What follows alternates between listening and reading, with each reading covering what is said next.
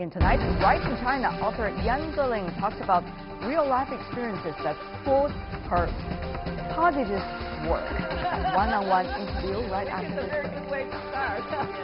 this. Welcome back. You're watching World Insight. I'm Tian Wei. Since opening up to the world 4 decades ago, Chinese society has gone through one of the most astonishing transformations in modern times. Through the ups and downs, writers take them all in and transform history into compelling stories. Today, we bring you our Right in China series, interviews with 4 Chinese and foreign writers who have been working on the China stories. And we start with Yan Geling, one of the most acclaimed contemporary writers from China. Her novels are coveted by top Chinese movie directors. So even if you've never read her work, it's highly likely that you have seen a film that is based on her book. Before she became a writer, Yan was a devoted dancer in the Chinese military for over a decade. I spoke with Yan Geling at her Beijing home earlier. We talk about everything from writing for a modern China to taking expensive dancing lessons in Shanghai.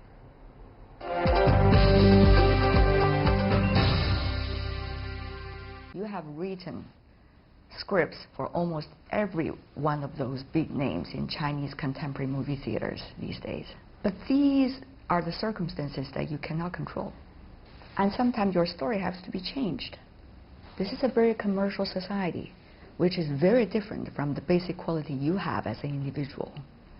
How does that work for you? Well, I just try to do my job, you know, and I always warn myself, okay, to make a movie, it's mainly director's creation, you know. You have to help him reach the best phase of his creation. Worked with Zheng Chen, with Chen Kaige, with Zhang Yimou, and it's very interesting that once Chen Kaige and Zheng Chen are both interested in my novella called The White Snake. Right. And you know, then Zheng told me that, you know, what I'm going to make that movie into. And from the Kaige's script, because he already had somebody adapted into a movie script, I said it's totally different stories. So I understand, you know, if this director take this material, you have to let him do his own work. You know, you've been through different kinds of cultural changes.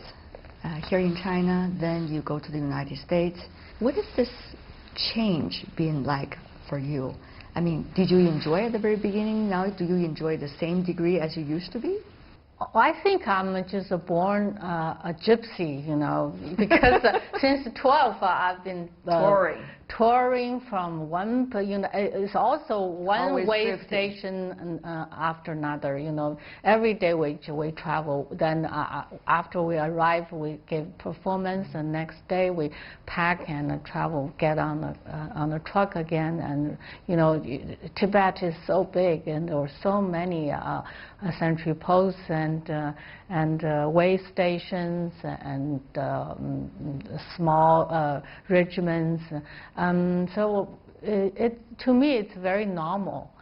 Very normal for me to be in a culture I don't understand. It's something I can learn and something I can't take for granted. You know, I don't like a life that I can take everything for granted. It's not my life. Those are very different from the novels that you're writing. So how are your exposure to all of these different cultures help you eventually to be able to get closer to what you exactly want to write, which is usually your own life, very Chinese life, I guess? You know, normally I write the story which happened before 1990, right? So that I'm a very familiar with.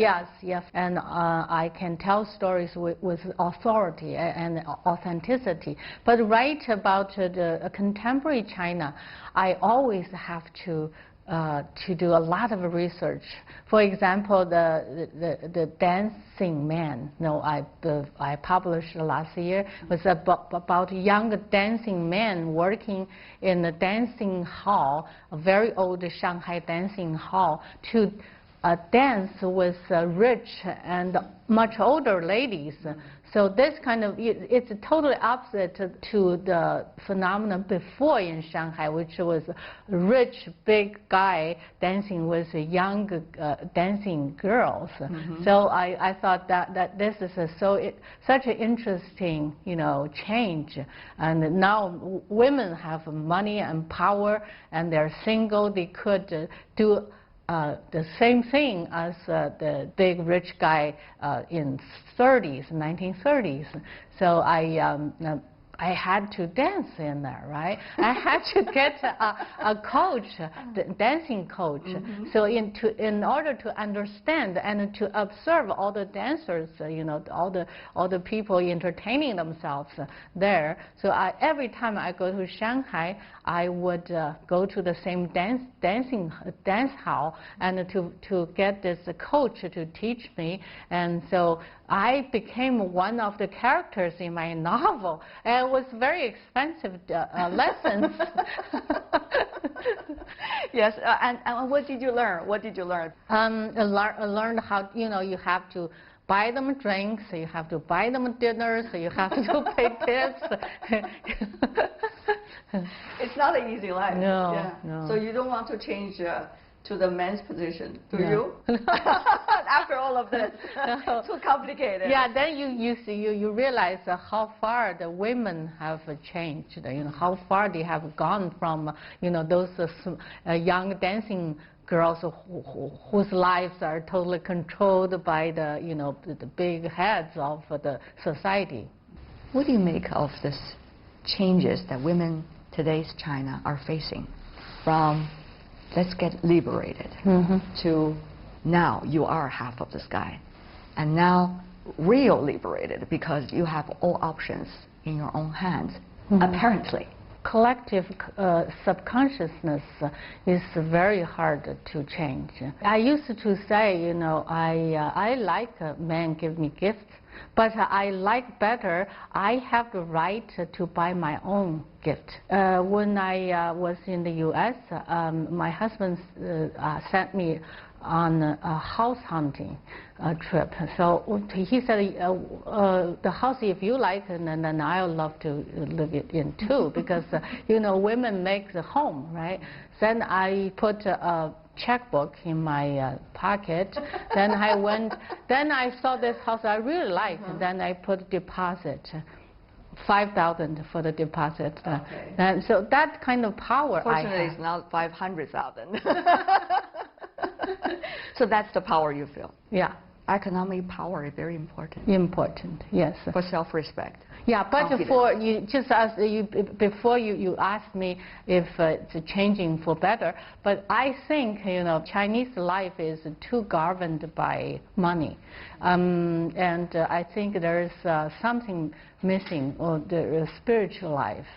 I'm anxious for Chinese people, and anxious to see how they go further. Without the mind. Progress. Yeah, progress. I think it always feel like there is more you want. There is more material you want. Nobody realized this is always a limit to your material desire. So that's something I want to be. I don't know, maybe I write novels, write better novels, and more people read my novels and go to film theaters more, and can help a little bit.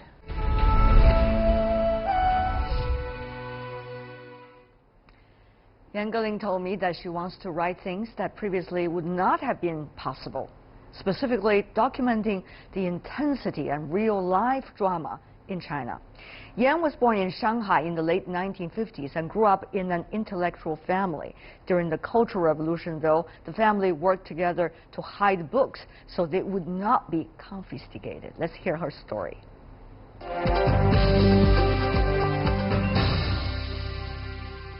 It's hard to imagine someone like you who have read through that whole bookshelf of novels which were a taboo at the time, and later joined the performance troupe. Yeah. How did you mingle with your peers? Actually, I had a trouble mingling in with that group. On the surface, I was okay, you know, I was one of the kids.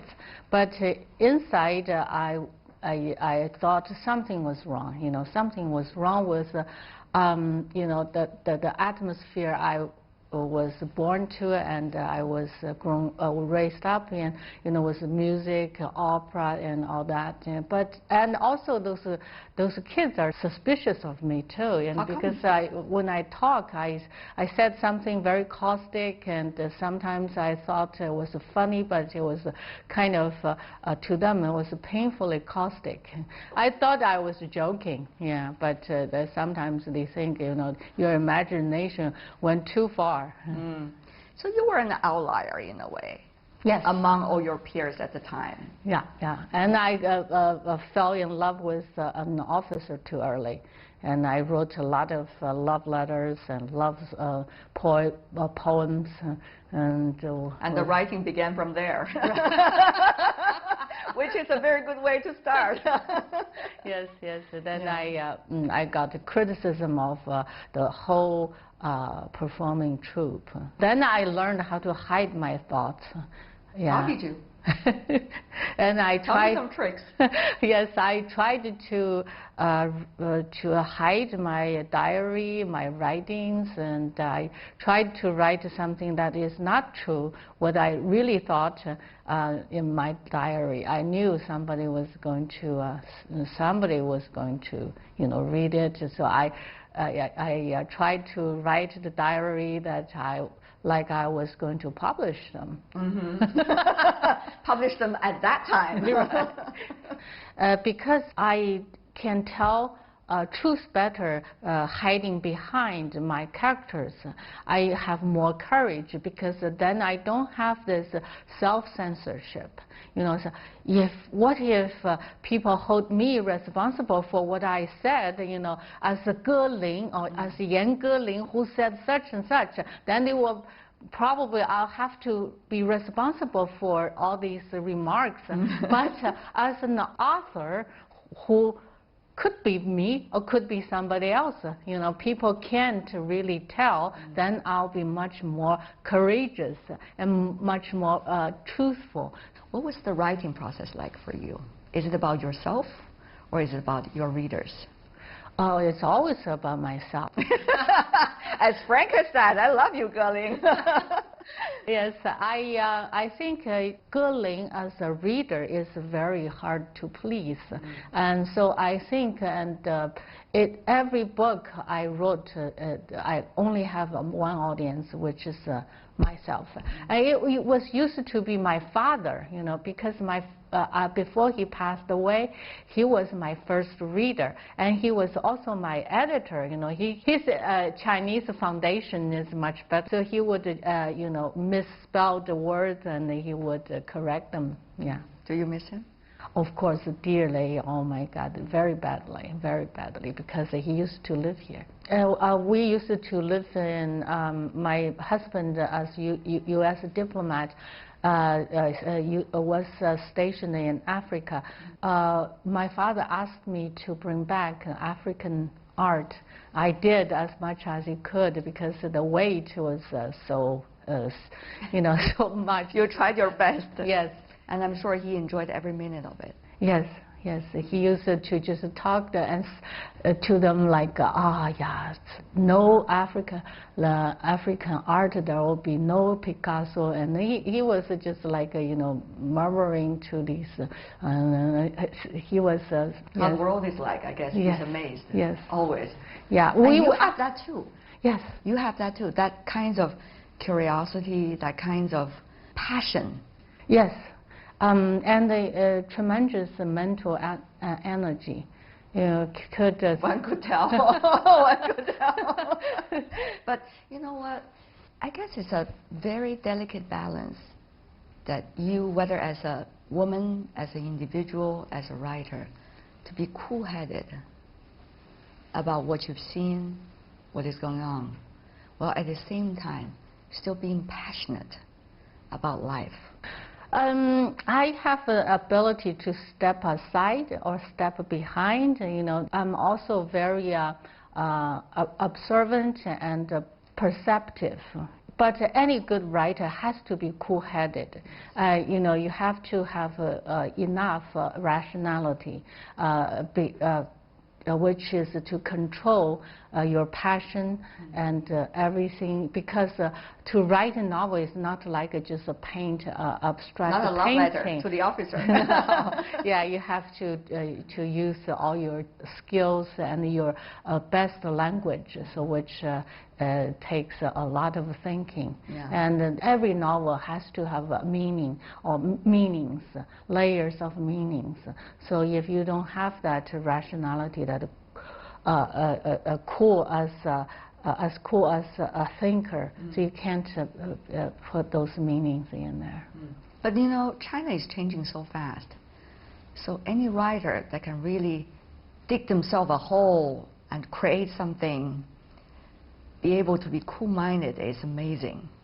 I always remind myself that I'm only a worker, you know, just a normal worker, ordinary. You have to go to your office every day. You know, don't be so egocentric about your job. You know, it's just, you know, if you spend more time there and you think more, you can write better. So this is just like any craftsman. You spend all your concentration and your imagination, and you can work better pieces out. Ge-Ling, such a pleasure. Thank you.